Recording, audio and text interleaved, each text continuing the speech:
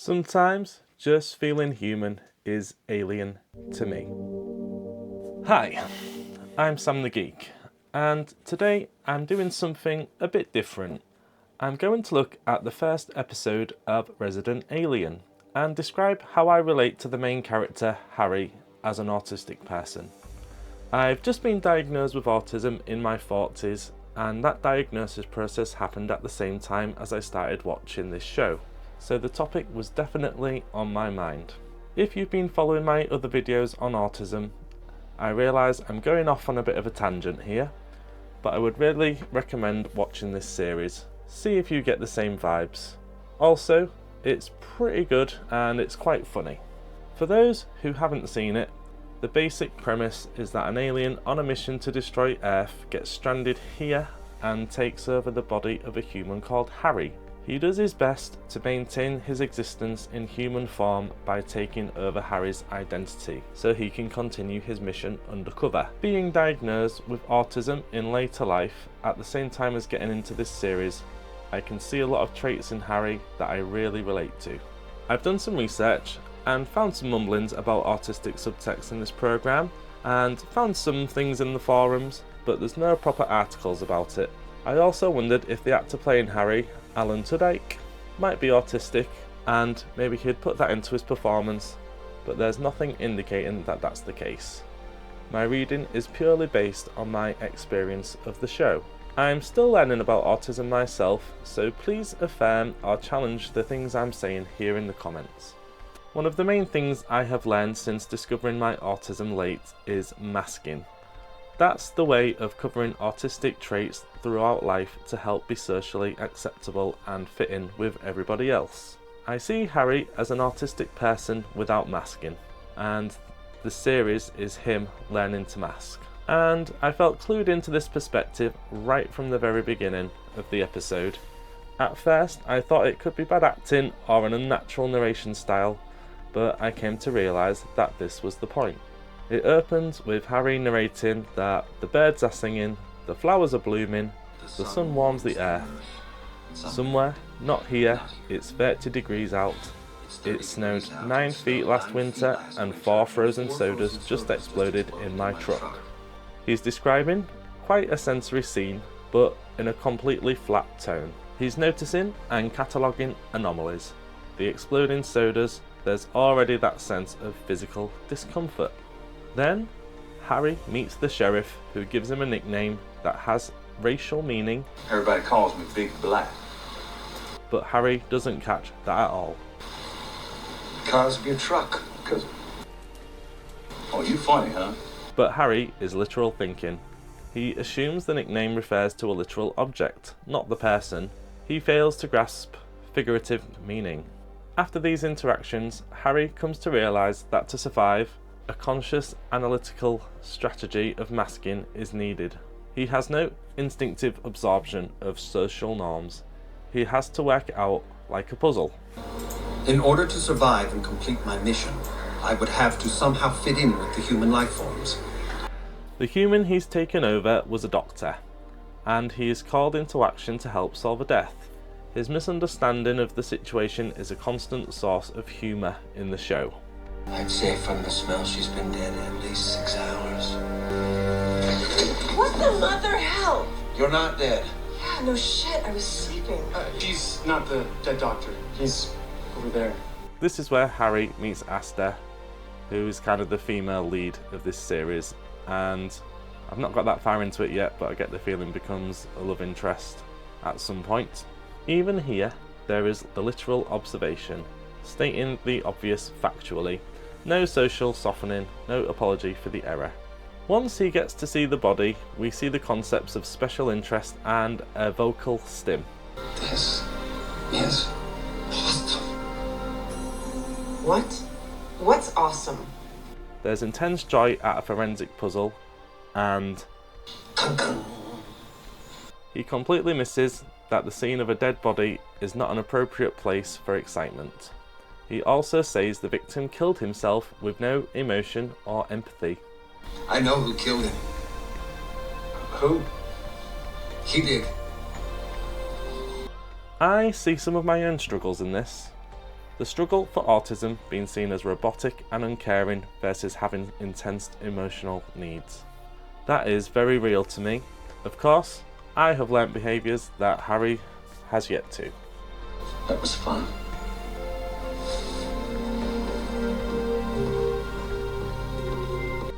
During the autopsy, Harry misses a social insult entirely, treating this as neutral information, not criticism.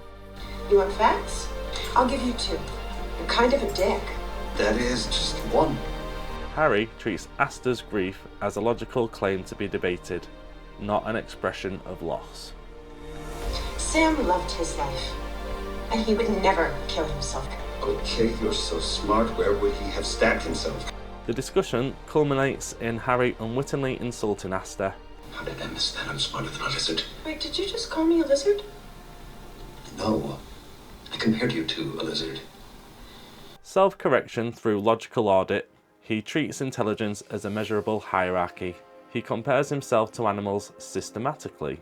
Asta gets upset that she's been called a lizard, but Harry says he just compared her. He doesn't see why anyone would take offence. He's not thinking of the slimy slitheriness, he's just measuring intelligence. This connects directly to something in my own autism report. The clinician wrote that my speech had little variation in pitch and tone and was rather flat, and that I would provide extremely long answers and would go off topic. They also noted that I did not respond appropriately to the examiner's comments about his thoughts, feelings or experiences, and did not inquire about these. That's Harry. He doesn't inquire, he doesn't read the room, and I do the same thing. Harry does attempt to rescue the situation to fit into the social norm after realising he upset Asta, but there is failed reciprocal social scripting. He attempts to return a compliment but completely misfires. He cannot grasp the emotional formula of, you say something nice, I say something nice back. Appreciate you helping us. You did a good job. You just gave me a compliment. Yeah? You know, pandas are so stupid. What? I compared you to a lizard before, but that's not so bad. Pandas are really dumb. If that was you returning the compliment, you should try again. I like your brown skin. Blunt, unfiltered honesty. A genuine observation delivered without social filtering. I don't often fail as miserably as this in social situations, but I have to admit, it has happened. Regardless, Asta invites him to the bar, an invite he only takes up when he is called a weirdo. Feel free to come by if you ever stop being a weirdo. And understands it as being something he must do to help him fit in. It doesn't occur to him, he might even enjoy it at this stage. So as Harry says to himself, weirdo, that's not good. That's not good. Now I have to meet her over there and prove to her I fit in, that I'm normal like them. He makes his intentions clear with why he goes to the bar. This is masking as a conscious effort. He explicitly decides to perform normality in response to social rejection. It's not instinctive social correction, he has to deliberately strategize. I can really relate to that pressure, the feeling that you have to prove you're normal, and that feeling that you might be missing out on something is the reason you want to attend. My report talks about how I described myself as playing a role during small talk. That's exactly what Harry is learning to do here. Before this, when Harry has been discovered by the deceased's partner, he provides a sensory description of emotion. He describes Abigail's distress through volume. Her voice goes very loud. Jesus. A sensory observation, not emotional recognition. He cannot name what she is feeling, only what he hears. Saying, as she walked in, her voice goes very loud. He doesn't interrogate that or wonder what it might mean. I relate to this from my own diagnostic observation, particularly the part where they ask you to describe a picture book. The ADOS 2 assessment includes a task called Telling a Story from a Book. My report notes that I describe the content and correctly identifies things like they are furious and one looks a bit grumpy, but this was somewhat limited because the book presents plenty of opportunities to comment on characters' emotions, which I did not. Harry does the same thing. He sees the sensory data he struggles to translate it into emotional meaning. And there's another moment here where Harry is blunt when he says he doesn't care about Asta's past, and that's why he hasn't asked. This is when you're supposed to ask me about my childhood. Why? I don't care. Nobody cares. That's not the point. She takes it as humour, accepting that no one cares, but that's not the point, and she smiles. He feels like he is fitting in, and that reinforces his behaviour. And again, I can relate to this bluntness being taken as humour.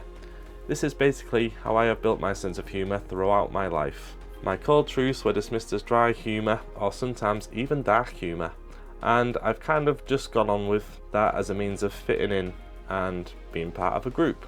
And then of course we see here the idea of alcohol as a social lubricant, which I've talked about in some of my other videos, and that confused sensory response. He verbalises a struggle to integrate tastes bad with desire more.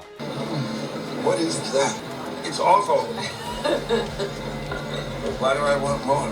There's a sensory pleasure and sensory aversion conflict without resolution, and he's working out the social script.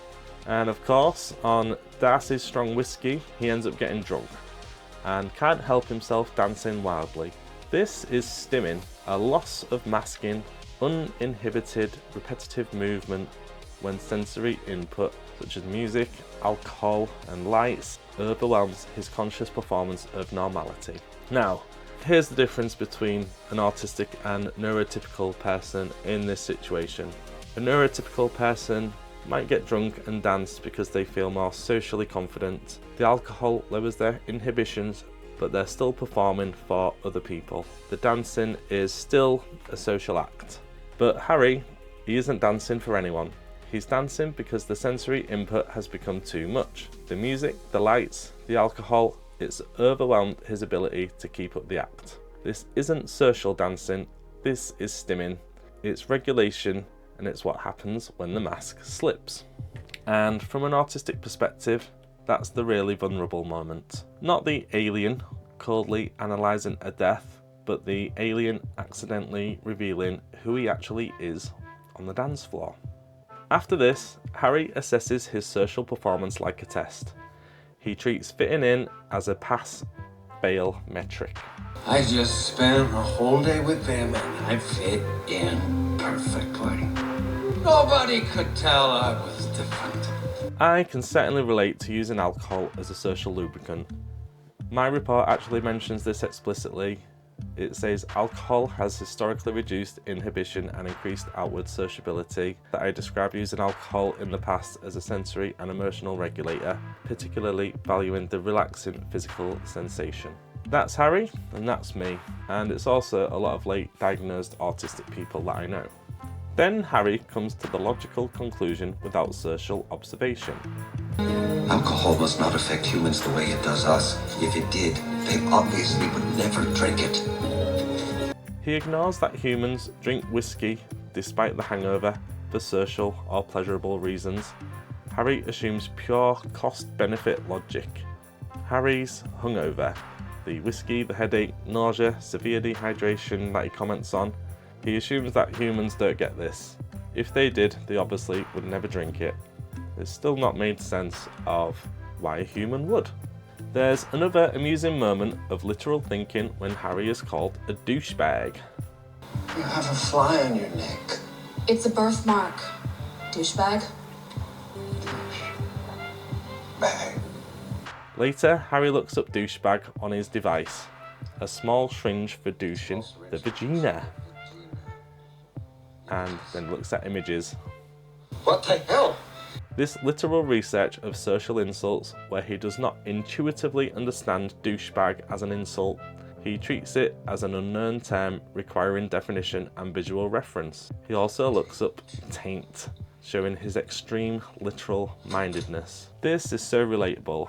My report mentions that I can easily be wound up if I interpret comments literally, and that while I understand sarcasm, very dry humour can sometimes be missed. And even with insults, I might not get the message that I am unwelcome. Harry doesn't just miss it, he creates a whole dictionary entry for it. After getting into a fight, Harry's cover is almost blown by a physical confrontation that shows off his alien strength.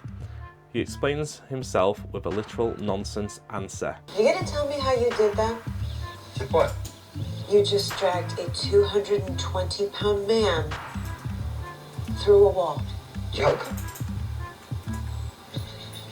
He cannot lie smoothly under social pressure. He gives an absurd but technically grammatical answer rather than a convincing one. Towards the end of the episode, we see that Asta's becoming the non-judgmental conduit for Harry's learning about the human world. Sometimes just feeling human is alien to me. Yeah, me too. Sometimes just feeling human is alien to me. This is a beautiful moment, and it connects to something in my report that I really value, and that continues throughout the series, and it's something I can relate to. I really struggle with judgmental people, and the closest people in my life are open-minded and difficult to offend. My clinician wrote down in my own self-description that I describe myself as a responsible and honest individual, and express a desire to be able to speak freely without causing offence. That honesty, the inability to lie, the tendency to say exactly what you see, can get autistic people into trouble, but it can also be a gift. I feel like people do see that sometimes and trust more because of it. Towards the end of the episode, Harry interrupts the funeral when he gets a revelation about the death. I know how he died. His windpipe, he needed air. He tried to give himself a trajectomy. He couldn't do it in time. Because Sam Hodges was poisoned. And one of the people here is the murderer. Here, there's no grasp of social timing. He cannot read that a funeral is not the place for a forensic announcement. The intellectual excitement over the solution overrides situational appropriateness. Come. The verbal stim from his special interest comes out again at a funeral. My report talks about this pattern too. When asked a question, I would provide extremely long answers and would go off topic, and at times the examiner had to intervene and move me on to the next task. Here, Harry doesn't have an examiner to move him on, so he just does it. At the funeral, all those autistic traits come together in this point, and his lack of understanding means that to him, this is the solution. Eventually, there is that intellectual learning of emotional value, and that does seem to be the arc of the overall series. He has to be taught that connection has value. He cannot feel it instinctively. This is the beginning of his emotional development. Learned, not innate. I was taught that the biggest problem with the human race was their need for connection. We always saw that as a weakness, but now I realize it may be their greatest strength. And that is the exact kind of language used in my report. It constantly mentions learned behaviour. These things aren't instinct to me. As my report says, I explain that I have learned appropriate responses through experience and through trial and error. For example, rather than freezing when my wife is upset, I've learned to offer her physical comfort. That's Harry. He is learning in real time how to be human, how to care, and how to connect. And that's why this show started to mean quite a lot to me, because I'm learning too. And it's great to see some of those trial and error moments being made light of. I got news for you, Cosette. I got news for you, Cosette. got news for you, Cosette. I got news for you, Cosette. Got news for you, Cosette. Towards the beginning of the episode, this is Harry learning how to be human from television, and I want to talk more about that in another video. My relationship with film and TV in relation to autism. How clear motivations of characters make this enjoyable escapism for me, and I do feel like Woody Allen's films helped me understand relationships. Whether that's a good thing or not, I'm not sure.